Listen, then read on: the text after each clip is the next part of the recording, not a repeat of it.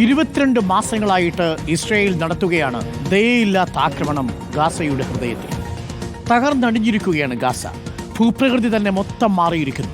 നമുക്കിത് മുകളിൽ നിന്ന് നോക്കിയാൽ ഒരാകാശ കാഴ്ചയിൽ ഇതുതന്നെയാണോ അത് എന്ന് സംശയം തോന്നും.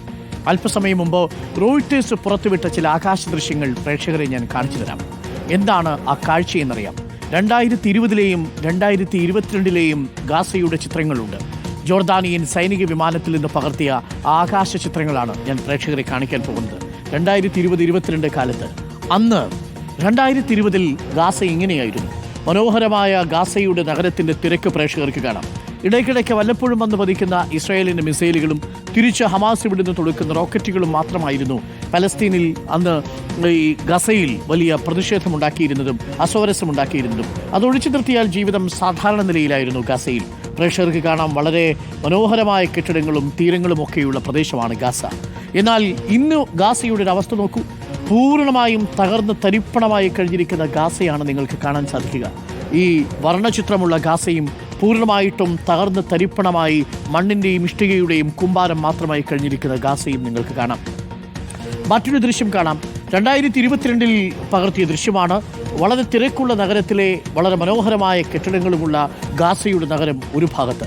ഇന്ന് ഇസ്രായേലിൻ്റെ ബോംബാക്രമണത്തിൽ തകർന്ന് തരിപ്പണമായി കട്ടകൾ മാത്രം വീണ് കിടക്കുന്ന, കോൺക്രീറ്റ് പാളികൾ മാത്രം വീണ് കിടക്കുന്ന, പൂർണ്ണമായും ജീവിതം നിശ്ചലമായിരിക്കുന്ന ഗാസ കാണാം. ഇതിനിടയിൽ തങ്ങളുടെ പ്രിയപ്പെട്ടവരെ തിരയുന്ന കുഞ്ഞുങ്ങളെയും രക്ഷിതാക്കളെയും നിങ്ങൾക്ക് കാണാം. ഗാസയുടെ മറ്റൊരു ചിത്രം നോക്കൂ. സമാനമായ രീതിയിൽ ഇതുപോലെ തിരക്കേറിയൊരു നഗരത്തിൻ്റെ മധ്യത്തിലുള്ള ഒരു തെരുവുണ്ട് ഇവിടെ. ഇന്ന് ആ തെരുവ് ഏറെക്കുറെ വിജനമായി കഴിഞ്ഞു. ആ തെരുവിന് അപ്പുറത്തും ഇപ്പുറത്തും ധാരാളം കടകളും ഓഫീസുകളും ഫ്ലാറ്റ് സമുച്ചയങ്ങളുമുണ്ട്. ഇന്ന് എല്ലാ കടകളും അവിടെ തകർന്ന് തരിപ്പണമായി കഴിഞ്ഞു. ഫ്ലാറ്റുകൾ പൂർണ്ണമായും ഭാഗികമായും തകർന്നാണ്. ഇവിടെ ഒന്നും തന്നെ ആൾവാസമോ ഒന്നും കാണുന്നില്ല. ഒരർത്ഥത്തിൽ ഒരു ഗോസ്റ്റ് സിറ്റി ആയിട്ട് മാറിക്കൊണ്ടിരിക്കുന്ന ഗാസയുടെ ചിത്രമാണ് പ്രേക്ഷകർ കാണുന്നത്. നോക്കൂ, എത്ര മനോഹരമായൊരു ചിത്രമാണ് 2022-ൽ. എന്നാൽ ഇപ്പോൾ പ്രേക്ഷകർ കാണുന്നത് പൂർണ്ണമായും തരിശുദ്ധമായി മാറിക്കൊണ്ടിരിക്കുന്ന ഗാസയുടെ ചിത്രങ്ങളാണ്.